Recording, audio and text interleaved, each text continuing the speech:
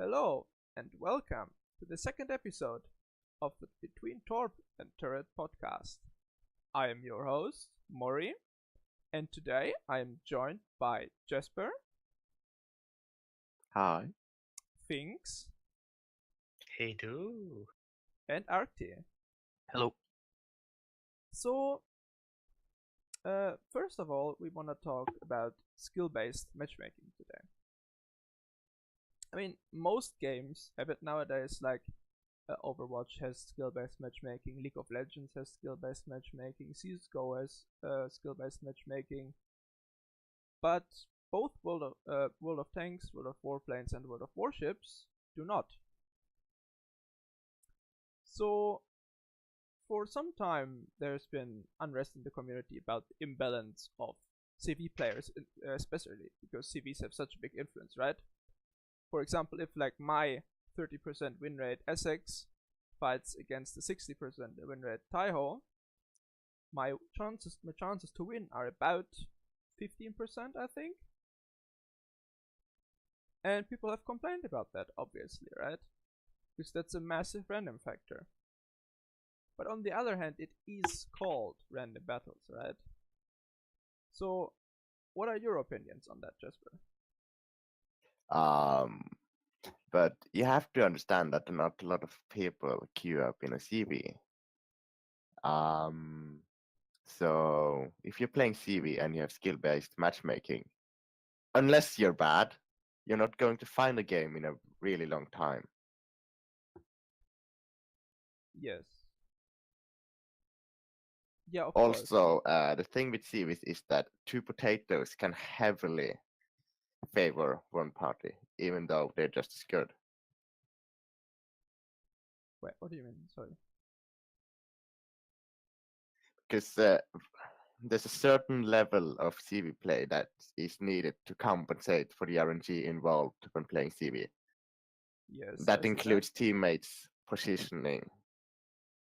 Yes. So you will still be screwed over by your CV being really bad. I see. Even though the enemy CV is just as bad. I see what you mean. Okay. Things who play a lot of CV as well, especially midway cancer. Do you have any other opinions on that? Especially like with like thinking. I was more thinking about like general skill-based matchmaking, not just for CVs, but between all the classes, right? So CVs is exactly the problem that Jesper already told us. See, other ships like the Ds, BBs, and cruisers is a problem that first of all, this isn't a LoL, a CSGO with millions of players queuing. A server peak, it has like 25k players. The average player won't have any problems finding a match, but all above, the Unicom players, especially the Super Unicom players, the good and greater players have enormous queue time. Also, if you take that into account, it doesn't give Unicom bad anymore. It's just average. And then the Now, Unicoms will be pushed down and queued together with the other average players and then be pushed back up again. And you will still have these dumpy games. Yeah, I agree. I think the big problems are that the player base is too small, especially on Modern Warships and Modern Warplanes. Maybe they could do it on Modern Tanks, but another issue is that, when you've got an all Super Unicom game, it's going to be just as shit as if it's an all bad person game, because you can't, the only reason that Super Unicom's a Super Unicom is because they know how to farm the bad people. You can't farm really good people in the same way. It's just not something that's possible. Yeah, but on the other hand, I feel like if I played against less bad people and more good people, I would actually learn how to be better at the game and not just learn how to farm potatoes. But consider the worst people. You know those games where you lose 5 OPDDs in the first 3 minutes or 5 cruisers in the first 5 minutes. Those are really bad people, right? How do you learn how to play the game better by just being instantly stumped over, even though the enemy is not better, but they got a lucky salvo or lucky torpedo hit? How do you So compensate for that? now you're saying that there's like a basic or a fundamental, I guess is the word, issue there, right? The thing is, at a lower level of skill, it doesn't matter. The skill level doesn't matter. It's more based on RNG situations because people don't know how to compensate for RNG, and thus at the lowest level, it will just be just a stumpy because if it's snowball. Hmm.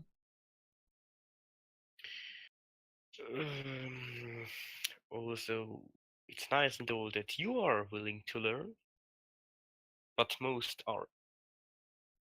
And if you Like, put all the new players in with the bad people, like they're never going to learn. They're just going to start playing poorly, and it's going to prevent people from wanting to play the game if all the games are stompy and shit. like I can also say I wasn't a good player, and until I decided actually to do something against that, I started watching YouTube videos like iChase, Arun, Nutzer, later Flamu. And I mean, I can't complain right now. I'm not bad, not the best, but I like where I stay.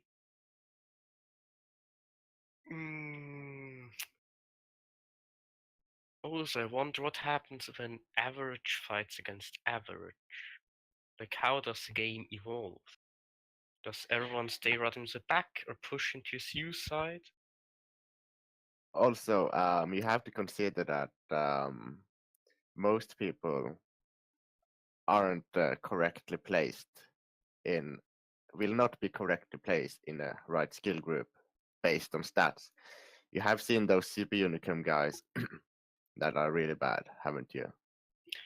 You mean like something like people just play Division or something like that? Yes, Myself. stats being skewed. And you don't I'm sorry. necessarily need to be Super Unicum to, or Super Unicum level to know how to get Super Unicum stats. You don't even need to division, you just farm battleships all day long. It also depends on which website you use for your stats as well, though, doesn't it? Because WoW's numbers uses a different metric than like Warships today. But let's WoW's say numbers that, is much more damage focused than WTR. but let's just say that we're just looking at win rate for this, for determining who is Super Unicum right now. Okay. No, that's just I think it's a bit of a waste, to be honest, because you can just get carried. Like in the current way that random battles work, it's just so random as to whether you win or whether you lose. It's like it's not based upon your performance; it's based upon the other 11 people in your team's performance Look, if you as to have whether you have 8K good win rate or battles not. and 40% win rate, there's something wrong with you, mate. Like Mhm. there's a certain statistical problem, all right? And then if you have a certain number of battles, it stops being about your team and it starts being about you. You know? Yeah, Yeah, but if you're just starting the game and you have like really bad teams for the first 200 battles or something, but then you start getting good and you start knowing how to play, but you're in the shit matchmaking, so it doesn't actually matter whether you play well or not. It's just RNG. You're going to be a bit like it's going to be frustrating. I think that you definitely can't do any sort of skill-based matchmaking until at least 500, maybe even 1,000 battles. And lots of people don't get that far into the game, and I don't think that it's going to be a particularly great idea in the long run for the player base of the game to have skill-based. Whatever people say, to be honest. Yeah, I can see what you mean, definitely. I think if you want to do a skill-based, you're going to have to make it a different, like, different matchmaker, like a ranked mode, but even that is kind of broken. Yeah, I was kind of thinking like, like for example in League, right? Top players wait 7 minutes for a game. right? Yeah, And And that's they that's don't with have a problem millions of with that. people on the servers. They actually wait 7 minutes, like they queue, and then they go do something else, and once they come back, they have found the game. And of course, their win rates are about like they in their skill group are still 50%, about 50%, because how their skill matchmaking works is once you win a certain number in the lower league, you get to the better league, right? And then you are better than average there as well, so you win more. Then you go to a better league, and eventually you're gonna stabilize in a league that is your like your skill level, right? And you're about 50% win rate in that. Well, yes, but So you're let's not take you're not defined by having above average win rate or above average damage or anything, but simply by like being in the league you are at. that takes time to build up. Yeah, of course. Yeah, like I see that there's a fuck ton of problems with that. Like for example, for example CS:GO, right? There, everyone has the same start.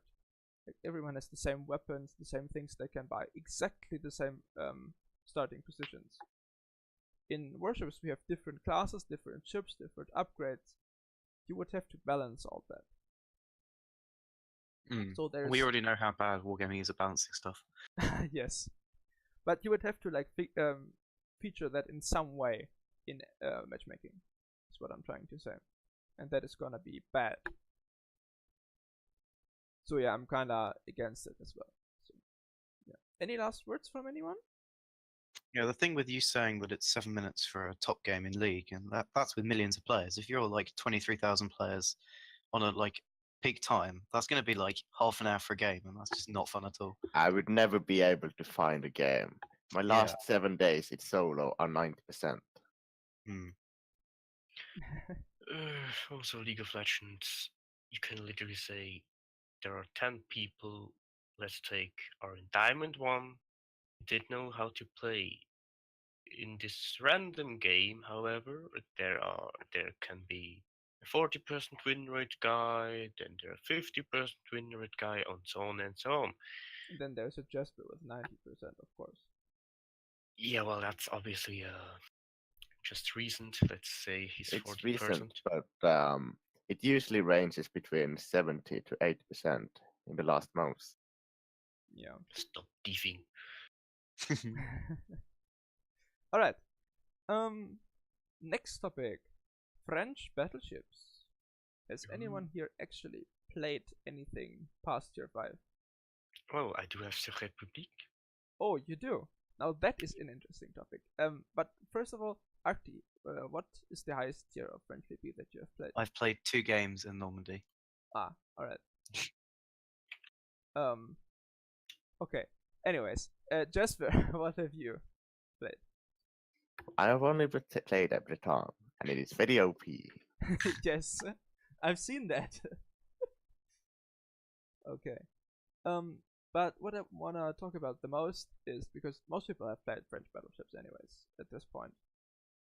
But what I wanna talk about is the Republique, because there has been a number of people who have publicly praised the Republique as being the best ship in the ever put in the game for battleships, basically.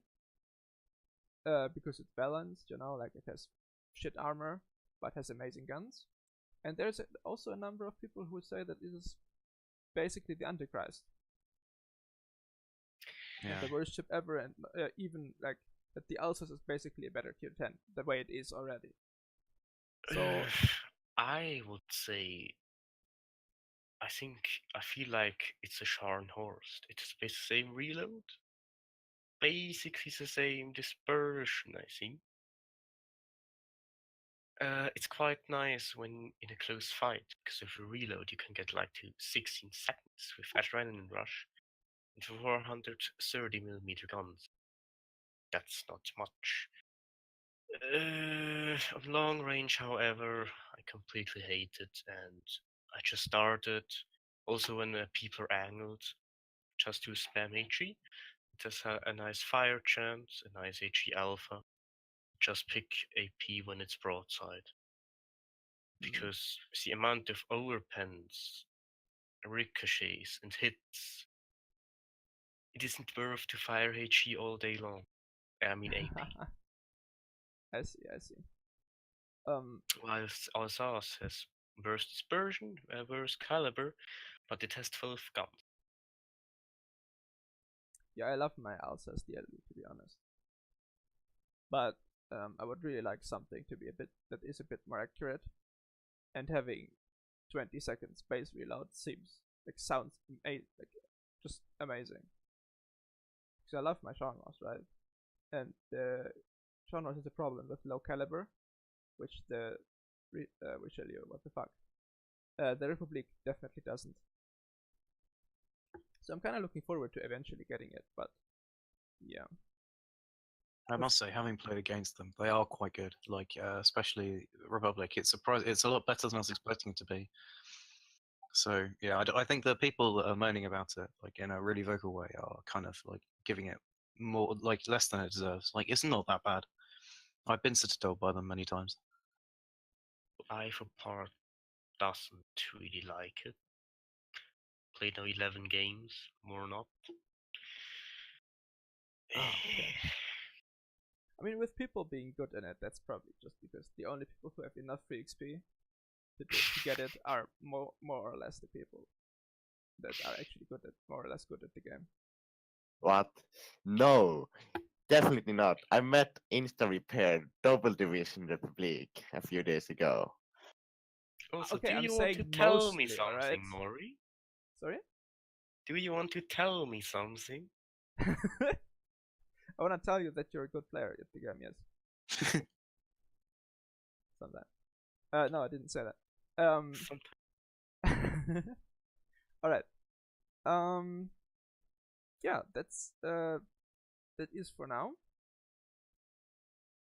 We're gonna take a small break and be back in a bit. We're back again from our break, and we found a new guest. Hello, Goofi. Hello. Yeah. Alright. Our next topic is gonna be Concealment Expert. So, as you all know are very well aware, that Concealment Expert is basically almost mandatory at this point for any class in the game.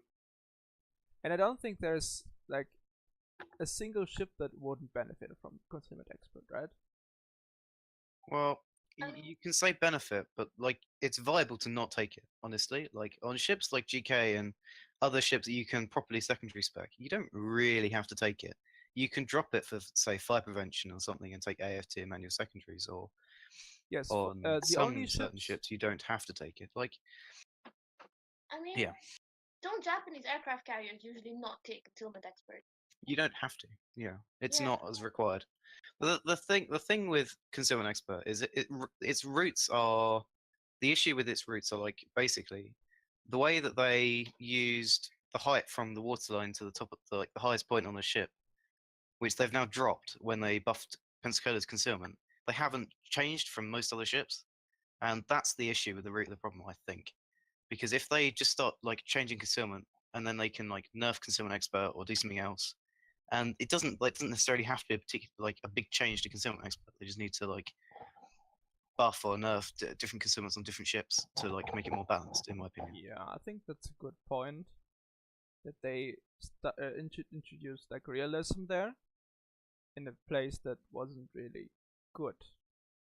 Yeah, like ships like Lexington, which have like 19 kilometers base concealment. Like, what are you supposed to do with that? Like, yeah, you just get completely screwed over for playing a ship that looks quite cool and is really tall. Whereas you got ships like Conqueror, which is like nearly as tall, but have nowhere near as high concealment. Yeah, I was stupid. actually gonna speak about Conqueror next because, for example, Conqueror with Concealment Expert and the Concealment module, of course, as well, which is another issue like that's closely intertwined with this one, but we're just gonna concentrate on the Concealment Expert skill right now. It has better concealment than cruisers, right? And that's fucked up, man. That is really fucked up in my opinion. All tier 10 battleships can have better concealment than cruisers.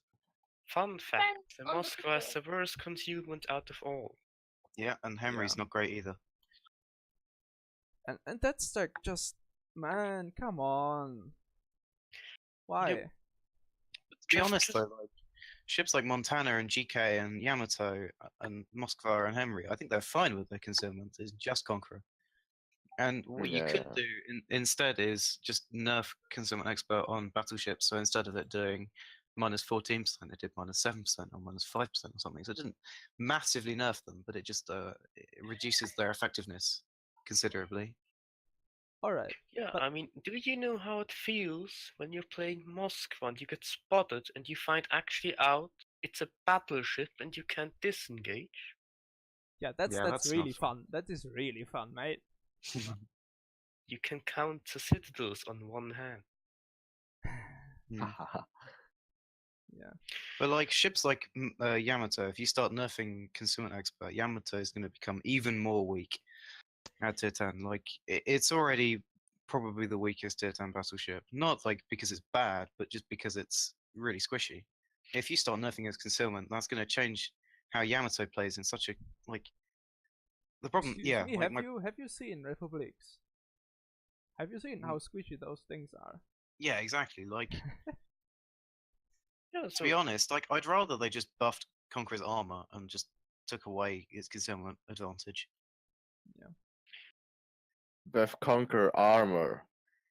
What Yeah. are you even talking about? No, give it No. like kind of like give it like 38 mil armor so it doesn't get absolutely raped by literally everything, by FHE especially, and then give it like worse concealment than like Montana and GK. Like no, give it the same concealment as GK or something. Hamza, not Hamza, Arcti is right. The Conqueror has hands up severe tier 10 battleship armor. But even when you take the concealment kind of away, she still has prestige for stats heal. Maybe you could nerf the heal as well and The take thing with the Conqueror is that against battleships, the armor doesn't really matter unless you're playing against Yamato. Yeah, but there still are the cruisers. Unless you're playing Hindenburg, every HE pen of every cruiser is enough to pen the deck of the Conqueror, something the GK cannot. or on I mean, Yamato or cannot be done. yeah. Yes, Yamato is really nice for AP bow tanking. If you gave it 38 mil armor like Montana has on the deck and on the sides, I don't think it would be like a significant buff. But it also and then nerfed its concealment to whatever 13.6 max, which is what GK has. Or you can But just then take again- the FTG deck, 80 millimeters. Yeah, but then again, look at Republique, right? It is covered in 35mm armor everywhere, literally everywhere, and that's its point. It doesn't even have a seal. It doesn't have amazing concealment. Yeah, but only the has its Republic guns has to 16k more to- HP than Conqueror. Yeah. Not that that's like. Yeah, still. I think what they should do That's is they one should Yamato give salvo Conqueror maybe on that Colorado thing. heal instead. Yeah, something along And those lines. Anyways, I also- don't want to talk about only BB concealment because there's obviously other ship classes in this game. And for me, what I find is DDs, right? DDs are the thing. It is mandatory for DDs to run Concealment Expert, except for the main line of Russian DDs. But for every other one, it is necessary to run Concealment Expert. And that's obviously, first of all, that's a problem because people who don't have 10-point captains yet are at a significant disadvantage. I mean, Honestly, I don't really see that as an really- issue too much. that hard. Yeah, not I for you, played- To get to 10 Arcti. points by on tier You, it's 5. not. No. As in, like, to get to 10 points by tier 5 is not difficult. It's not that big of an ask. And honestly, like, it doesn't matter what you do to concealment, it's always going to be required on a destroyer. So, however you fuck around with it, it's just always going to be required. It's always going to be mandatory. And that's, like, it's just not really going to change much. Whatever you do with Concealment Expert, in my opinion. I mean, the one point where I noticed this the most was when I was playing my Leander versus other Leanders. Is that at that tier, some people have Concealment Expert because they've got 10-point caps and other people don't. And you can really see the difference, really, because especially with the Royal Navy cruisers, because concealment's such a huge thing. When you get to the tier where people start having Concealment Expert, it's like just such a huge difference because it really, really changes things. But Yeah. the point still stands. Concealment is the thing that matters. Of course, yes. So, I don't see any way in which you can change Concealment Expert, which will make it no longer mandatory on basically every single ship. What I really hate with concealment is, let's take some Minotaur. You play CV, and suddenly, like at 7 km, you spot a Minotaur. That's cruise your planes slowly with around 800 TPS per second with manual A. It's even worse with TDs. Because the window, you can get into 4 kilometers. Yeah. 4 For point of something no like return. Goshwai, no plane will come out if this activates defense VA. Same with Sigirin. On the Mm. Minotaur, the window is like 1.5 kilometers, but on DDs you can get up to 4, and that is, yes, it won't survive no matter what. Even worse is with Atlanta. Yeah. This And thing that brings up- can wait and just activate defense VA. And And smoke anti as well. Yes. Yeah. That brings up the issue that CVs don't have a way of telling whether their planes are spotted or not. And that is kind of a bit bullshit in that you can tell whether you're spotted as a surface ship, but planes still can't tell whether they're spotted or not.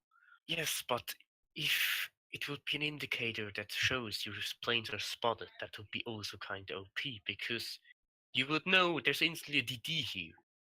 Yes. Like, let's say you I can fly go. to the battleship to strike him, and to the border there's Shimakaze trying to get past us. Like, I wouldn't even think about it to scout here, and suddenly I see, oh, why are my planes spotted? I think I go around to the border. It's like getting, let's say you play Hakuria. It's like getting 8 free DDs scouting for you. Well, okay, can I make a point though? I mean, you said that Minotaur's air detection range is like 7.2. That's true, but it's only if you turn AA off. And I mean, I started doing it only very recently. It was like turning my AA off to bait the CV to get his planes closer before, pressing P again. But I don't know if everyone does that, and if it really is that much of a problem that people sail around with their AA turned off. Yeah. Well, I mean, to be fair, the people that DDs. try hard full I think- AA spec, they do tend to do that. Like the people that are the biggest issues for this are the people that do that. Like the people who run full AA monitor are the sort of people that would turn their AA off to bait more planes in. The people who run like torpedo reload monitor and stuff, they just will run their AA the entire time. On my monitor, I've only got 14 points, so I've got manual AA but not AFT, so I can't actually stealth fire with AA. As soon as I get spotted, I can shoot, but only once I get spotted. Yeah, on Reddit there was an idea floating around lately to change CE. For example, so that you, instead of reducing your detectability range, you reduce the time until your, like, after firing, your bloom goes back to normal. And that would see, I think- obviously also scale like with class. Yeah, Yeah. but that's not a new idea. That's been around for ages. The idea that like destroyers should get that the detectability bloom should last less time than the bloom of like other ships, but nothing's come of it. No, I think that's just completely like wrong.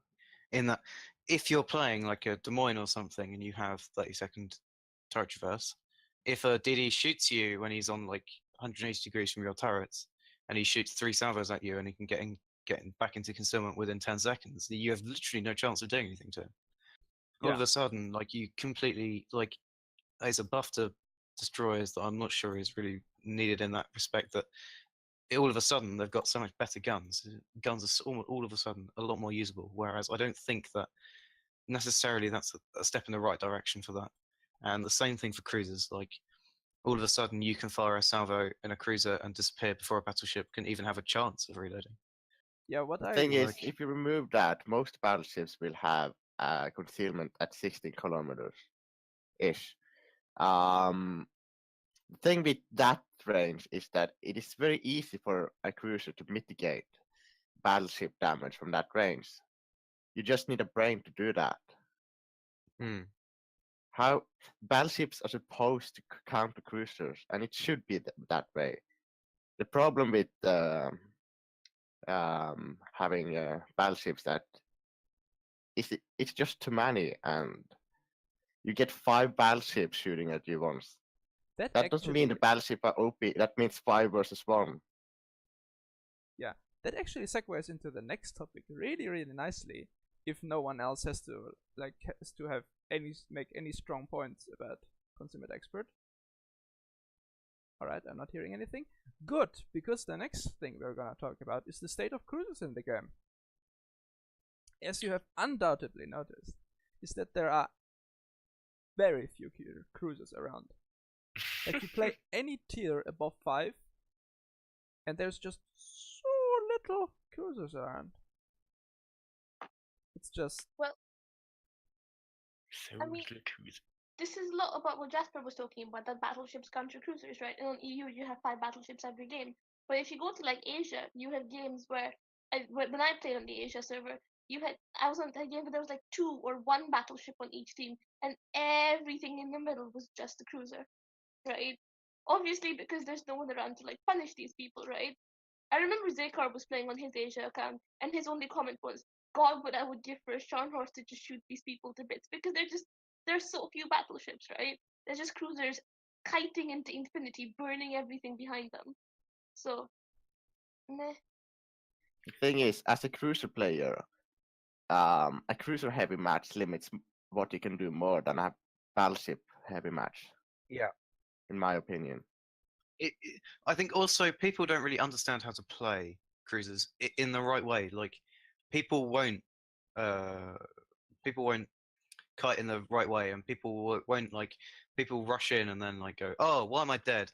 Like, you're dead because you're rushing in and you're playing it wrong. Like, if you want to play properly, you have to wait like 2 or 3 minutes before you do anything. And I understand that. I mean, it's probably fun. Yeah, if someone plays a cruiser very good, this is such cancer, and they would even go so far, this is OP, like a battleship won't do shit against this. Yeah.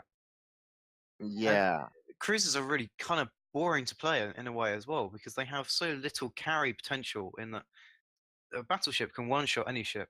Cruisers can't really do that. Destroyers can do it. Carriers can do it. Cruisers are like the only ships that really can't reliably one-shot other ships, and that makes it very difficult to carry in certain games. Like, yeah. Also, and it makes them not particularly fun to play as well. Heavy, high damage shots and salvos leaves a lasting impression. And that's the thing with battleships. You have the average is probably 8-12k per salvo, but you don't get that. You get either 4k or you get 20k. Or you get nothing. Yeah. Yeah.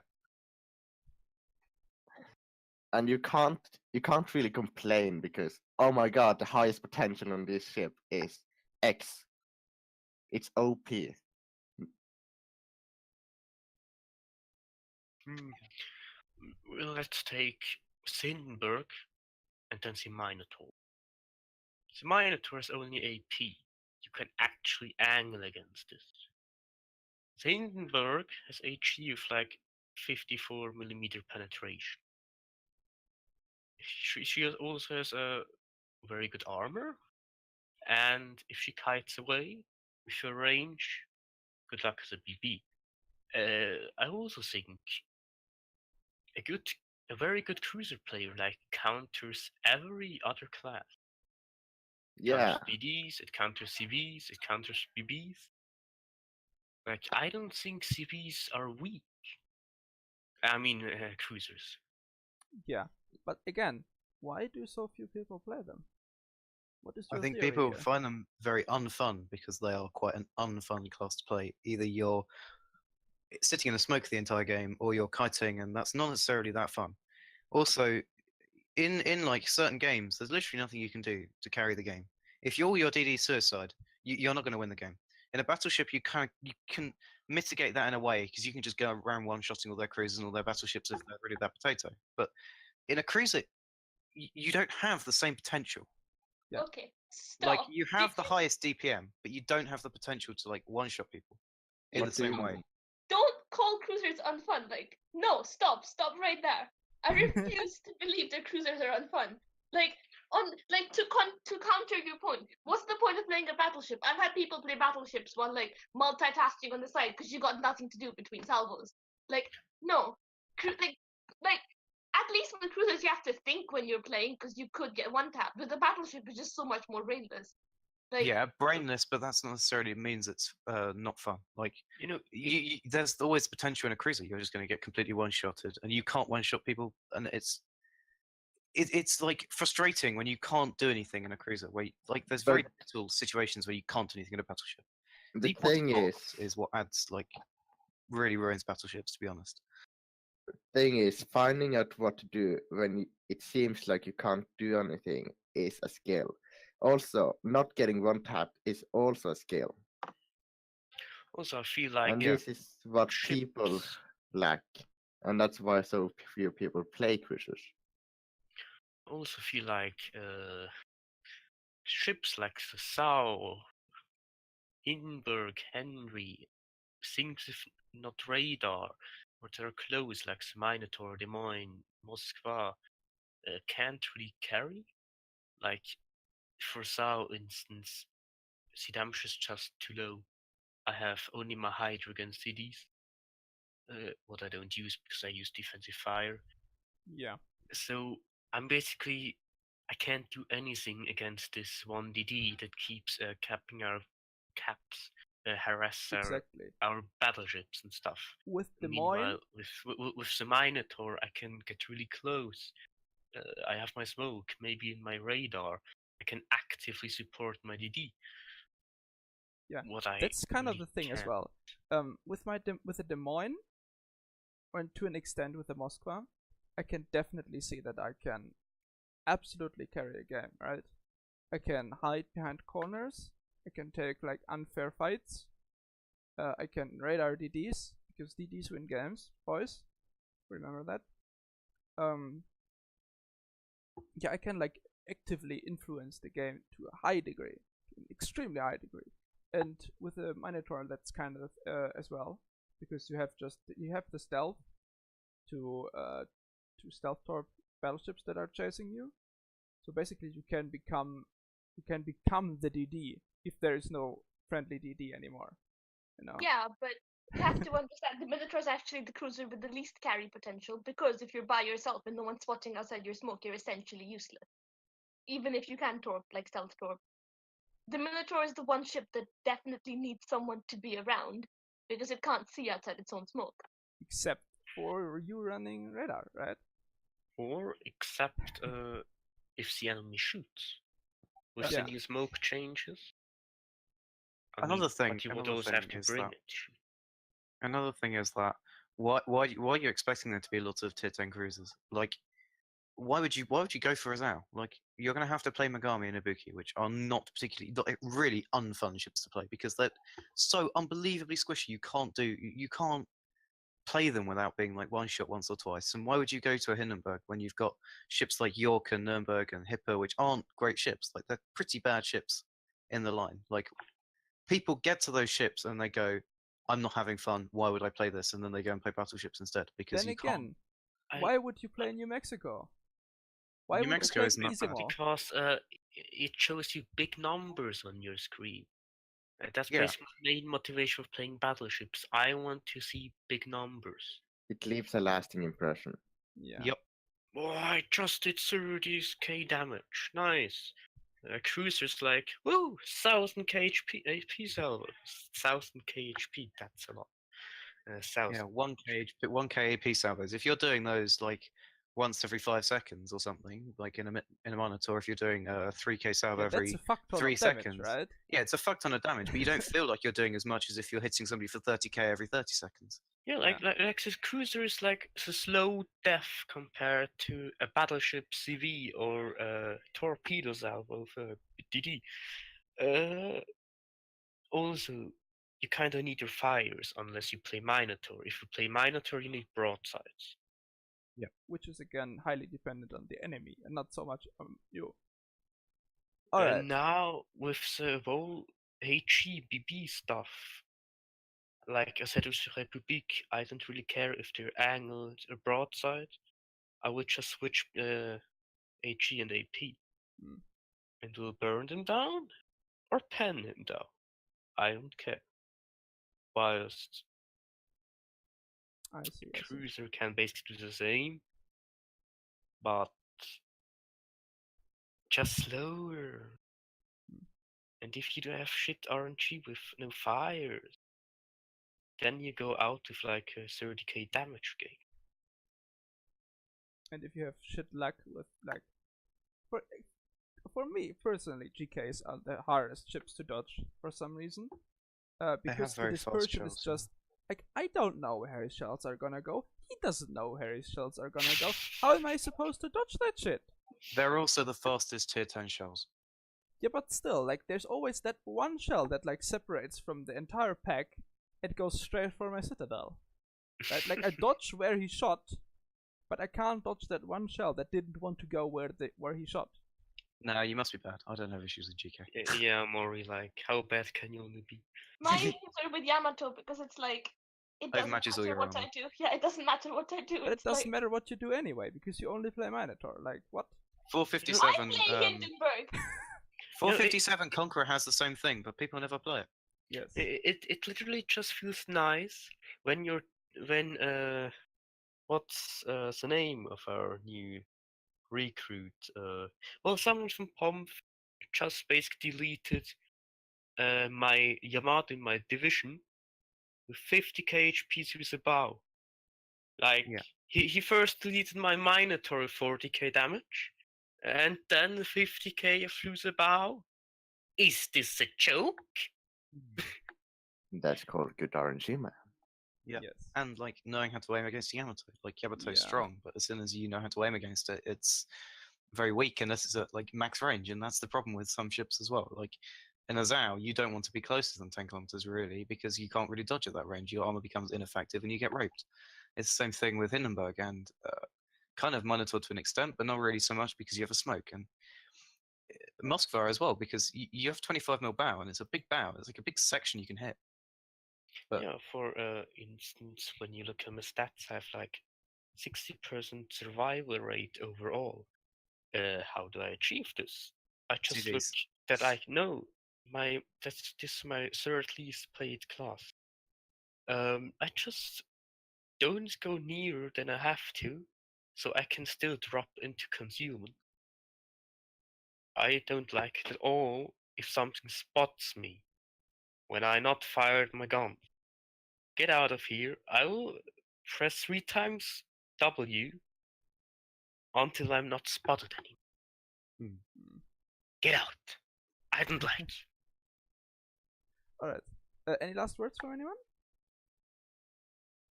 Nope. Alright. Last words. Yes. Minotaur best ship. oh, Stalingrad. Yeah, if you want, we can talk about Stalingrad next. Sure. Yep. Has everyone read the super test stats? Indeed, I have. The first thing notable is no radar. Yes, that actually surprised me a lot. No HE as well. It's not got HE listed on the Yes. stats, which is interesting. But it's got 32 millimeters plating. That means you can bow tank battleships. I thought this was meant to be a cruiser killer, not a battleship killer. Yeah, as again, like this is not a cruiser that we are getting. We are getting a small battleship. Well, Yeah. it's a Russian set. It's a cruiser, so it is a Still, cruiser. like, But I mean, if it's similar size to Kronstadt, I can see it having really big issues if it has the 25 mil or even 27 mil bows, because it's so big. Like the ship itself is like Yamato sized, and it has huge bow section, which is all 25 mil, which will be overmatched by any tier A plus battleship if it's 25 mil, and its citadel is absolutely massive. Like the entire ship is a citadel on Kronstadt. If you saw it when it was on PTS. Like that's not going to be fun to play at all. You're not going to be able to go within 15 kilometers of anything. It's just going to rape you, and there's nothing you can do to prevent that. So I think that maybe 27 mil or 32 mil might actually be required on the ship, because if it's anything like Kronstadt, it's just not going to be viable to play even in random battles, even in like division, because it's just going to get deleted by anything that even looks at it in terms of battleships. Does anyone know the turning circle radius of Yamato by any chance? It's not big. It's the smallest of any tier 10 battleship. Yes, I but can what tell you is that. it? Oh, 1 second. 900 meters, I believe. 900 meters. All right. Stalingrad has a 1,130 meters turning circle radius. That is really, really, really shit. Yes, And But from in my perspective, second it's the Strata fifth ship as worst. well. It's the fifth worst ship in the fifth worst turning circle in the entire game. also, Only the two tier 10 what do you call it? 2 tier 10 carriers, Lexington and Essex, have worse turning circles. Also, my Molotov, a tier 6 cruiser, has 40 meters less turning circles than the Yamato. Yeah. Yeah, but like this is not a cruiser that we are getting. I just really want to bring this point home. This is not a cruiser in any way, shape, or form. This is a very fast and, I guess, more or less maneuverable battleship that we are getting, which is very lightly armored and has very small guns. What I just fear the Stalingrad could become is a Graf Speer I didn't like at all, because she didn't fit in the cruiser role of killing DDs. As we talked before, harassing BBs, other cruisers, for 20 seconds reload BB guns that aren't really accurate, have not good HE, and basically Scharnhorst AP. Now I think she even has worse AP. Yeah, Graf Speer is very much a cruiser killer, but when there are no cruisers to kill around, as we talked about Tier 6 just there now. are cruisers, but the issue with Graf Speer is its dispersion is so bad. You're never going to be able to kill a cruiser as effectively as you could in a Bayern or... They didn't wrote something about the dispersion of the guns. Oh no, they did. 1.8 sigma. That's not really great. It doesn't even list HE stats. Is it AP only? How do you deal with angle cruisers when you're as a cruiser killer? Yeah. Honestly, if this turns out like a tier 10 Scharnhorst, it's going to be really fun. But if it doesn't, if it ends up like a tier 10 Graf Speer, it's going to be the worst ship in the entire game. Yeah, but do I have to remind that we kind of already have now tier 10 Scharnhorst in the game named Republique. It has basically the same amount of reload with all the module.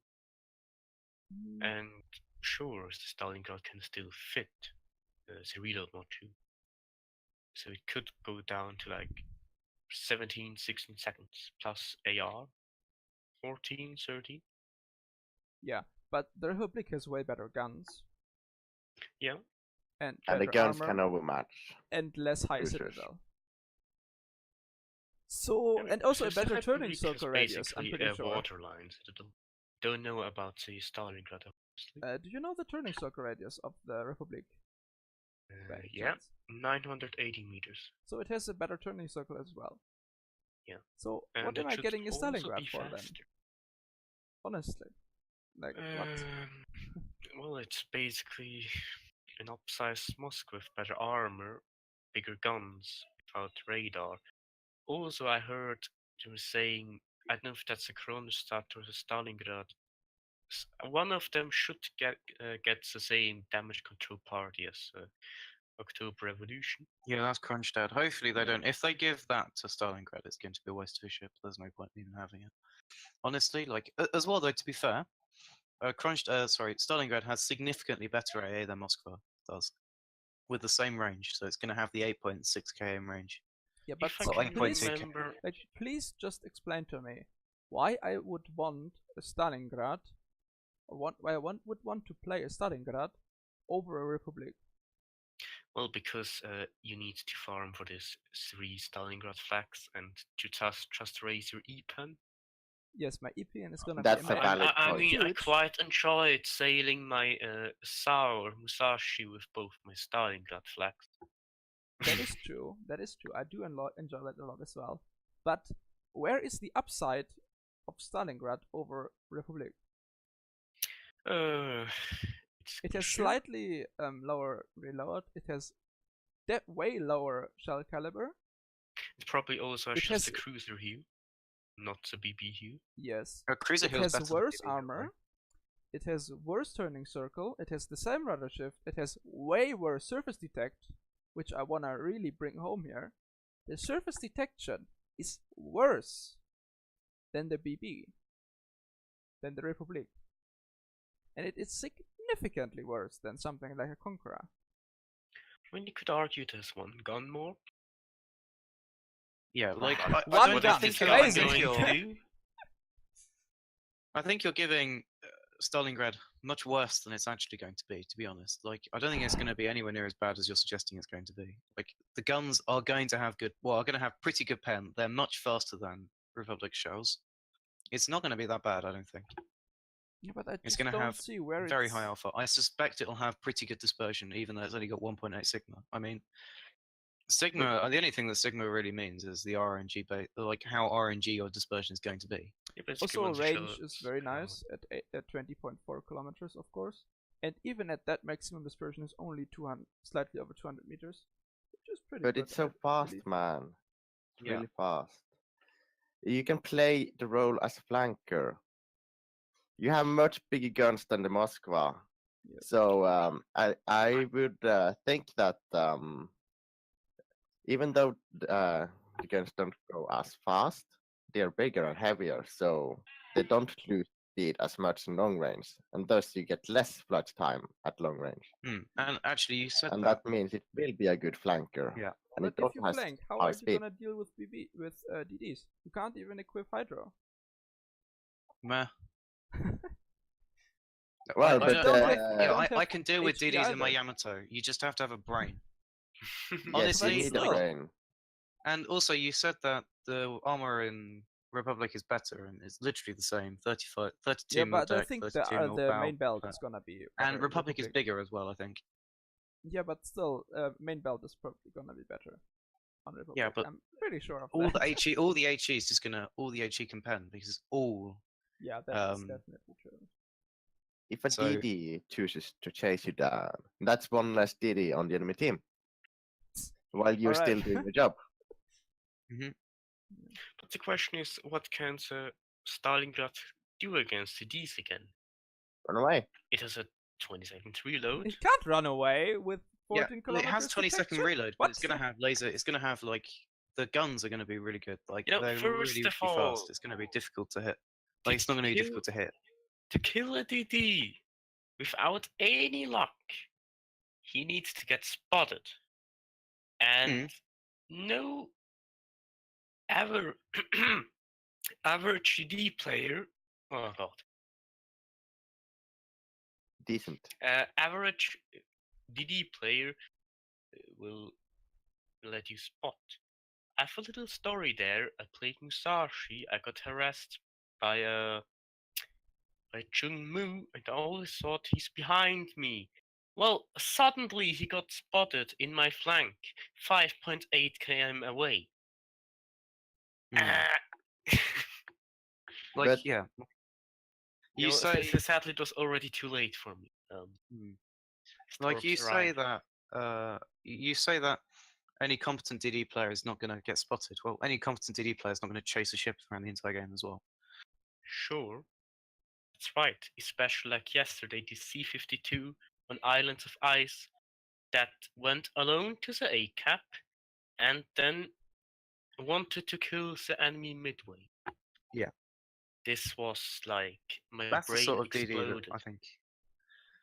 But yeah, I don't think that honestly, like I never have issues with DDs in my Yamato really. I rarely have issues. Yeah, because you're See, sitting in the Wizzo. back, but you can't do that with Stalingrad. No, I like you pushing. I push into caps in the Yamato. I shouldn't do it. I do it anyway, but I don't have issues with DDs because if you know how to like use captain skills, you can know basically when a DD is talking to you. If you watch your priority target and you know what's going on your minimap, because DDs tend to get spotted quite early on, like when they go into a cap and then they leave and they get spotted once, so you know roughly where they are. I never really have issues. I mean, I've taken 10 torps in a game in Yamato, and I took every single one of them on the belt because I knew exactly when they were coming. And you just take 10 torps and you take 50k damage, and whatever. It's the end of the world. Shouldn't you have not taken the torps in the first place? Yes. They were What undodgeable I- because of the What I spreads. also would like to see from Sorry, can you- Stalingrad right now is actually the armor layout. Yeah, like Yeah, that's definitely something we're gonna have Also, to consider eventually. I mean, Also, torpedo just to- damage reduction is 25%, so it is pretty decent. Yeah, just wanted to throw. Oh, actually, armor belt is 180 millimeters max, which is definitely not Republic level. Yes, Goofi, what did you want to say? Nah, I just wanted to add to what Arcti said because most people don't realize that if priority target goes off, it means that they're being torped. Because the way priority target works is it only tells you someone's targeting you with their main guns. So if they're targeting you with torpedoes, it doesn't actually show that. That's not true. no, that is true. They every tested That it is through. true. No, like you kind of notice when he changes from his guns to torpedoes, right? When he has his torps up, it switches for a little moment and then it goes back again. Yeah, Either exactly. He So stopped targeting me, or he just changed.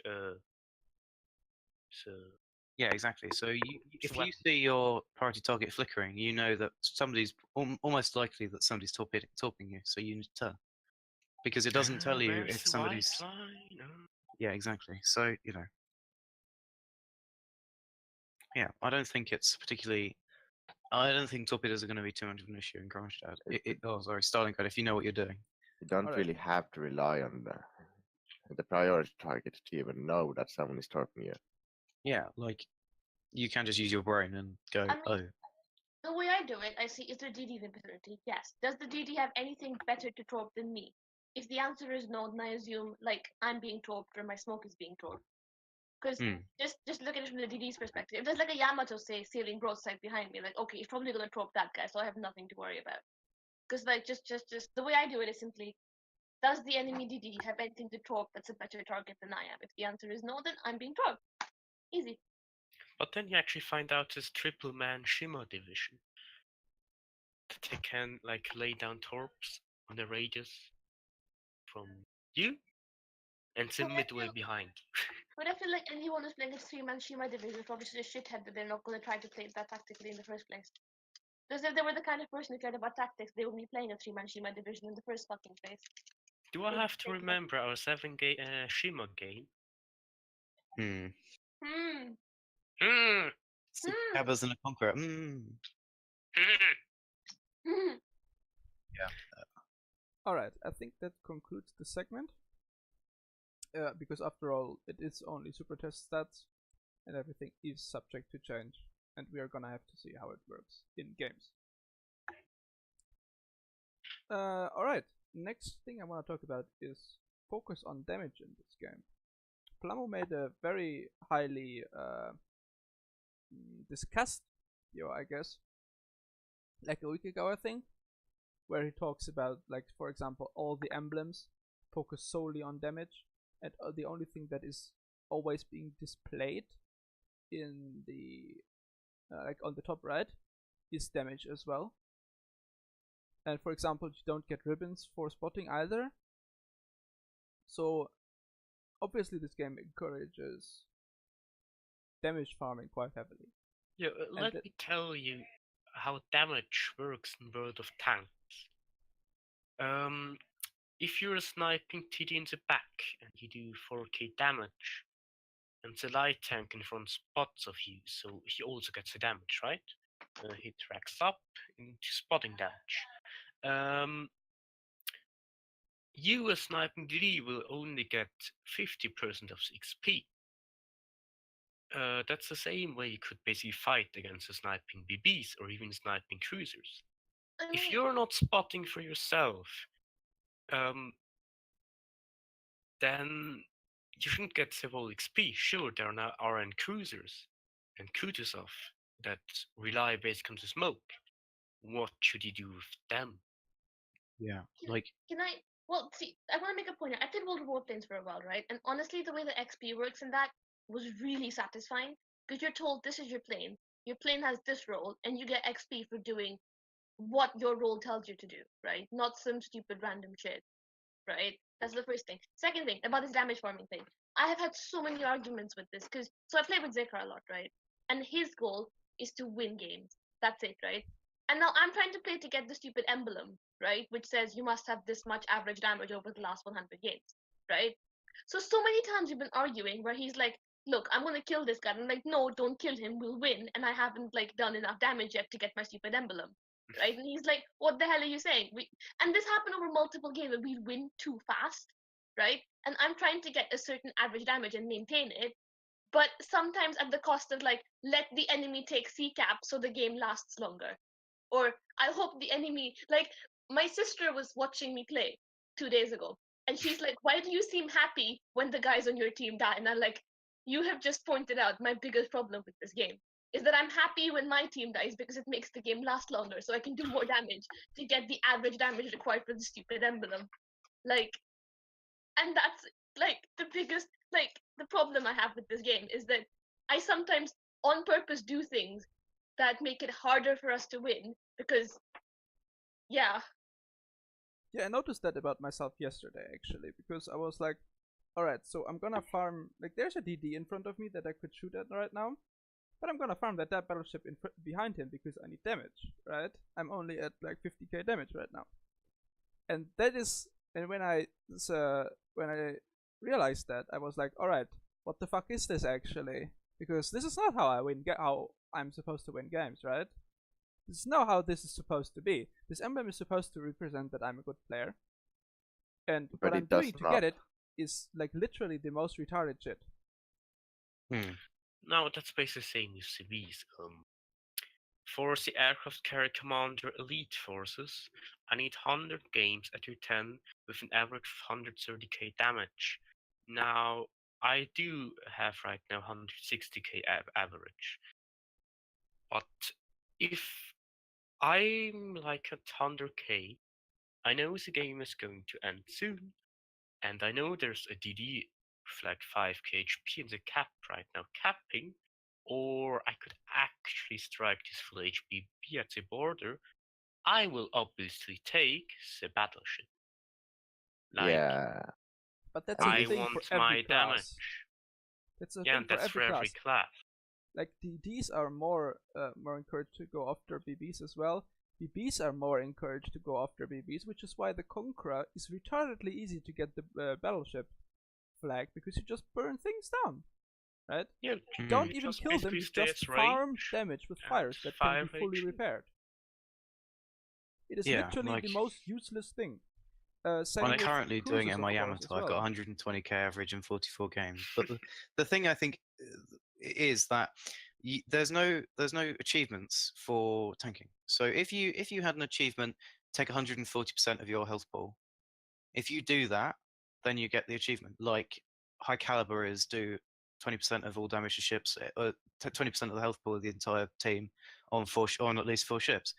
Or and sorry, you have potential, like the potential damage one as well. Like have a, once you get to 3 million potential damage, you get an achievement for it, or 2 million or something.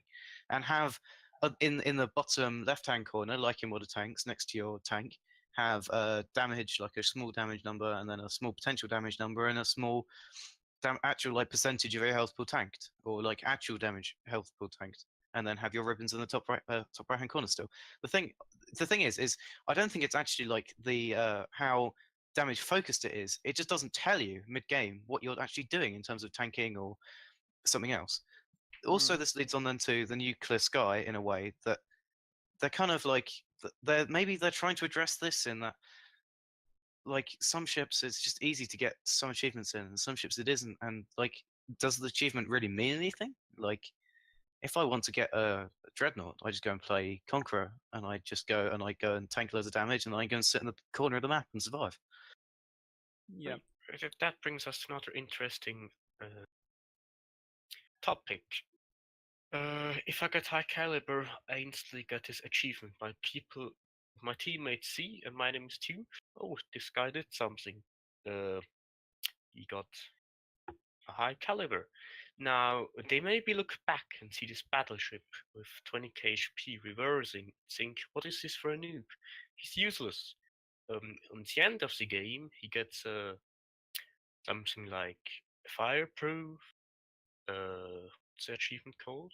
Unsinkable in Dreadnought or something like that. Yeah, Dreadnought, and he clearly wasn't useless. Yeah, like the other can be maybe Contra that is full HP. Nice, you damage farmed. You got now a high caliber. As a team of you things, you did a great job.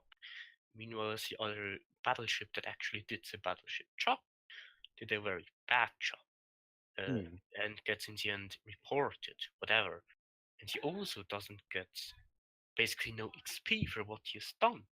Again, tank gets not rewarded.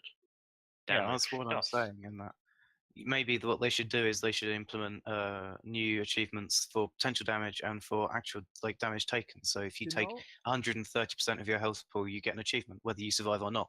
Whether you take if you take 2 million potential damage, you get the achievement, whether you survive or not. But even if you don't survive thing and still get achievements, that would just, how do you not give it to people that just rush in just to get the but achievements don't give you achievements don't give you XP, do they? So yeah, but flags, but still, Jesper, the for example, will if you just rush in, encourage a certain playstyle, if you just and rush it's in, not healthy. If you just rush in and die, damage farming you is don't not get healthy 3 either. million potential damage. That's not how you do that. Sorry. Yeah, but Arcti was talking about 1 damage for tanking and 1 damage. No, 1 achievement for tanking and 1 achievement for potential damage. Yeah, like, but if you're taking 130% of your health pool, that's at least 2 heals.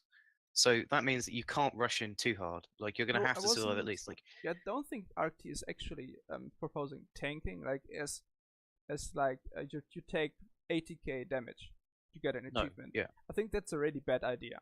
Yeah, but I mean, what we're talking about is either like, for now, damage bounced isn't counted. Yeah, it's counts as potential damage. Yeah, there's only potential damage. So there would be an achievement for like 3k, for 3 million, potential damage or something, right? That I think would probably not be the hardest thing to ever do, but it would also definitely wouldn't be easy. The thing is, tanking when there's no benefit from doing so will still earn you the achievement. Yeah, but like there's always a benefit there, because if people are shooting you and you survive that because you have taken 3 million potential damage, I mean, you have to be alive to get potential damage, right? So there is a benefit because those people are not shooting someone else on my team. That is the inherent benefit of tanking. The cases I'm talking about is when a battleship pushed into a camp where he doesn't need to push in and just takes unnecessary damage that he didn't need. Yes, that. But when again, that's not how you get 3 million potential damage, because that you can. Yeah, but let's say immediately. Let's say you're alone and you don't need to engage, but you engage to get potential damage, but no one is there to return fire for you. That is unnecessary tanking as well. But you can like do that with mindless high caliber as tanking. Well. Like I shoot at the BB because I need to get like the last damage on that guy to get like my high caliber. I would survive. I would win the game by not doing it, but I'm doing it anyway to get either the last kill for a Kraken or to get like my high caliber. I mean, that is not something that's exclusive to tanking damage. Yeah. Also, you don't see your potential damage displayed anyway, right? So yeah, exactly. So I think maybe like adding potential damage meter like in battle and a percentage of your health tanked as well seems like a quite a good idea. And also, yeah, like that more achievements need to be given for like actually doing team play. Like if you get spotting. 2 caps or spotting, like a spotting, and spotting damage as well. Like you should have your spotting damage metric in the bottom right hand corner, bottom left hand corner. We need to see that at least somewhere. We can't even see that. Oh, I think we can see it in post-battle results, right? Yes, you can. Yeah, but like, can't we like get a nice thing for that, please? Going back to what I said about World of Warplanes, right? That I don't know how many of you have played World of Warplanes. I have.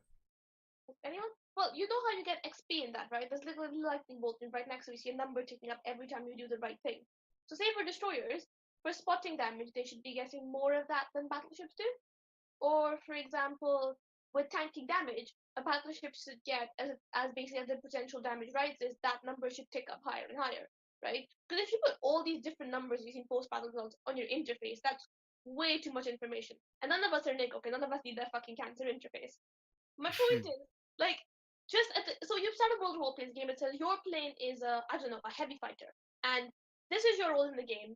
And when you fulfill this particular point that role says, say you're a bomber, your job is to bomb things, and every time you bomb something, you've done something right, and the game gives you a thumbs up and sees number like tick up, right? Like that's so good because it tells you what your specific role in the game is, and they should do that for like in ships because like they already own the stupid fucking other game that does it right.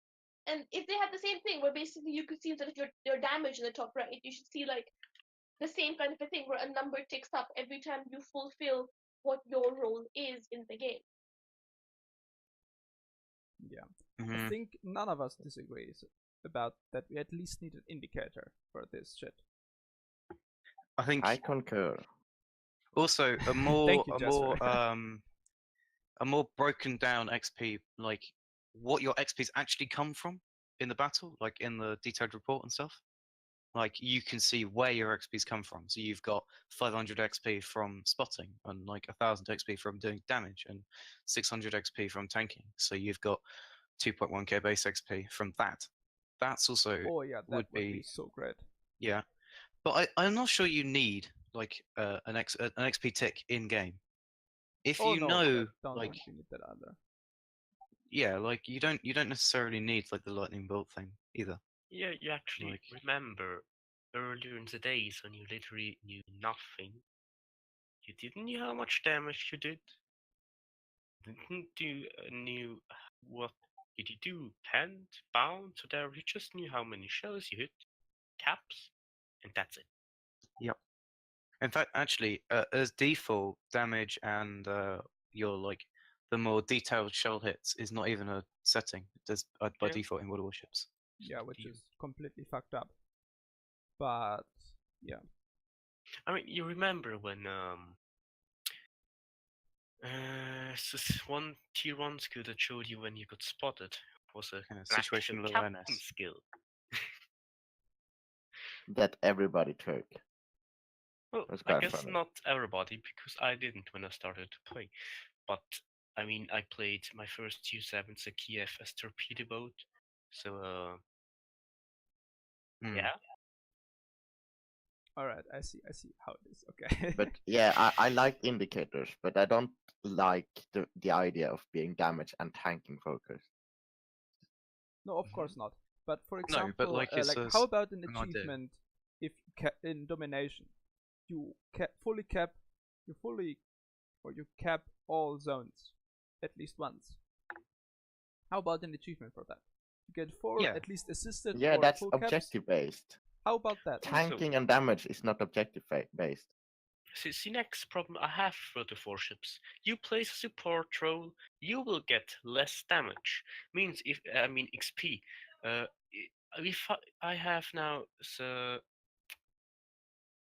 if I have now to choose from capping now 3 caps or doing like 100k damage in a DD, I would still get more XP for the damage than for the caps because Wargames thought it's a really great idea to basically nerf the cap XP so hard that it's just an XP indicator. Isn't cap XP just like a multiplier as opposed Yeah, to it's like a Yeah, multiplier. it's Like, a and it's based on the ribbons, So, not actually the yeah. percentage of like the caps you actually got. What So I what- would like in this case is it should like calculate how many points did your cap give to you. Because if you win points and you capped all 3 caps, then it's basically you that won You the won the game.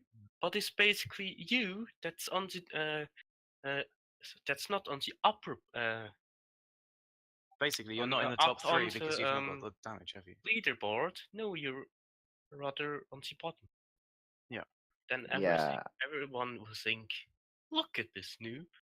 Right, see, I had a game in Sims where I had 15k damage and I had 3 solo caps, but I still got 2.2k base XP because it's a Sims. Yeah, All Sim, DDs should be more like that.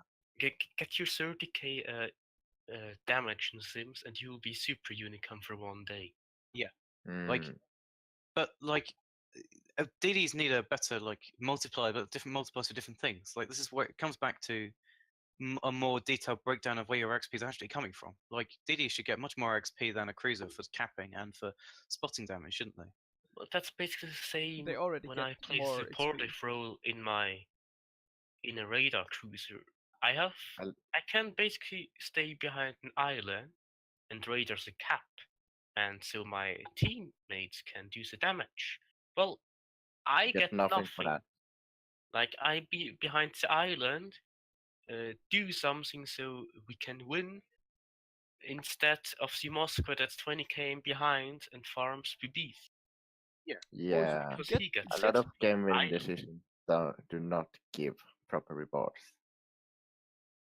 But Yes. why? Yeah, the game, But game for doesn't example, promote team play. That's you the do issue. get shit for spotting things for your teammates. But only if you are literally the only person seeing them, of course. So And you do basically, get stuff for that, but it's not a lot. I think it's it's also like you get as a DD spotting other people so they can be shot at gets you less XP than doing so in, for example, what is it? In the cruisers, battleships, and carriers.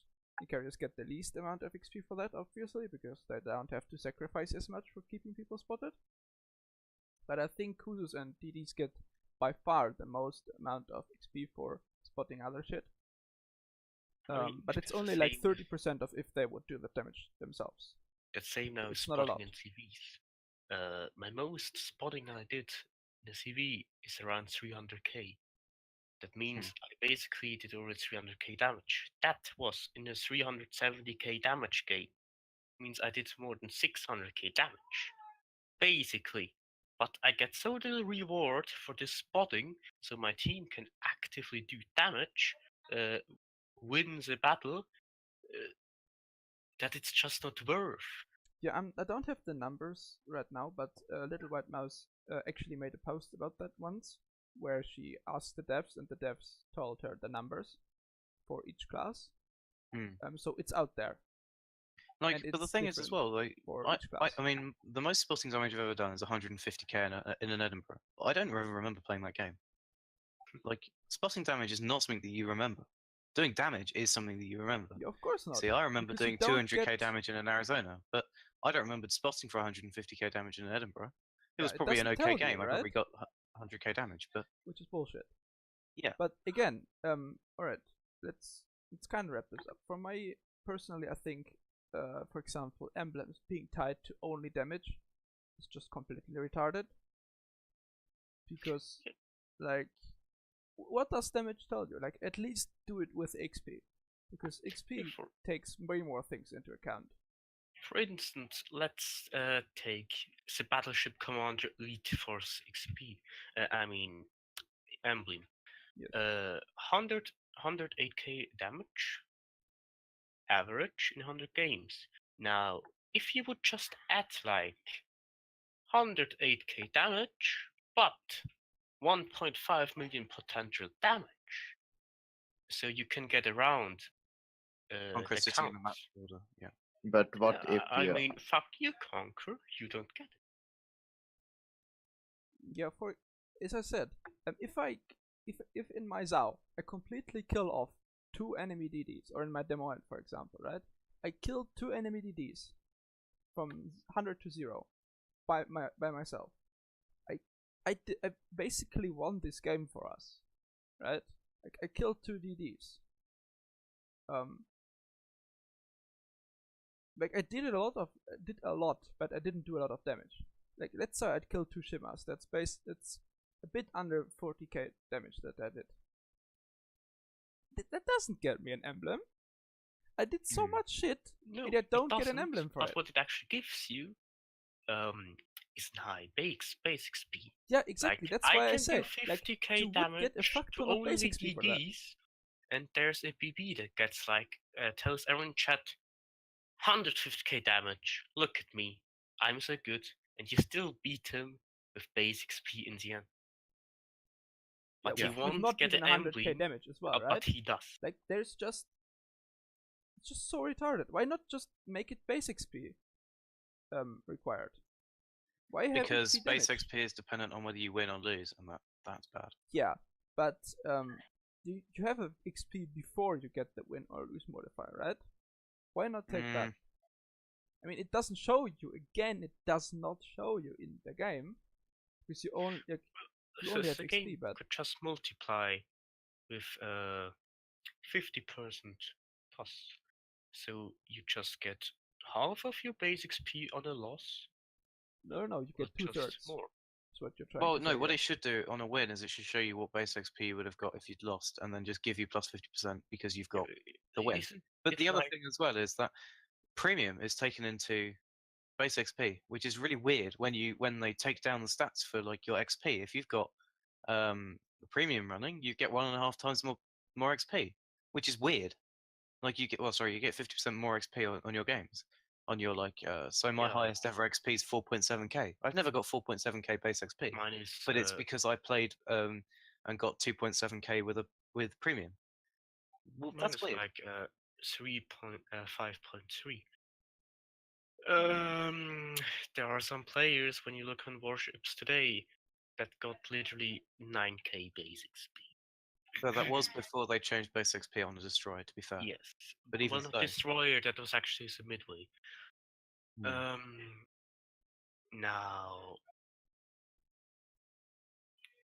this is a big number. That's the only thing I can say. An impressive number. Yeah, Shadow has 7.2k base XP in a Hatsuharu. Yes, what? 7.2k base XP in a Hatsuharu. Oh. Just so retarded, yeah, because like base XP multiplier is stupid. Like I can remember when I went into a capacity, capped it, 1000 base XP. Got another one that was like 1500 base XP, and so on and so on. Now, as I told you before, I get 3 caps and 1000 damage. Oh, that's a nice 500 base XP you have there. Did you have fun? Yeah. I think we can wrap this up here because we don't really have anything else to talk about. And Goofi is saying that she needs to leave. Yeah, I mean, it is 2000 for me. It's dinner time almost, and yeah. I think it's dinner time for me. It's 1 hour later actually, for so. us. That is true. That doesn't mean you people are any less weird than I am. Yeah. Yeah. Yeah. We had better things to do, Yeah. you know. Yeah, sure. I mean, also, hasn't this been running for like almost 2 hours now? Yeah, almost 2 hours. 2 hours. That's good. Yeah, that's good. Yeah, I think that was. I like that a lot as well, actually. Yeah, but it's also quite fun to just come together and just discuss things longer than just here in chat. Yeah. Where you write some stuff, and then another one joins that writes but another thing, and it just gets lost. You know, and it just goes into shit posting. I can't wait for Maury's bonus ranked episode where Maury just joins the ranked soul chat and just records and makes a podcast of people talking about. Like with the best gems or something. Kill me, end me now. Yeah, exactly. Exactly, that's the podcast name. Kill me, end me now. That's definitely playing ranked. Kill me, end me now, please. Hello, Wargame. Could you please sponsor me? My podcast, Kill me, end me now.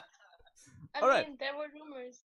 I like. It's nice that you find this podcast cool as well. All right. Yeah. Hamza, you wanted to say something? Sorry. All right. Thank you for that message. And on that, we're gonna end it here. Thank you all for listening, and tune in next week. Bye. Please call me.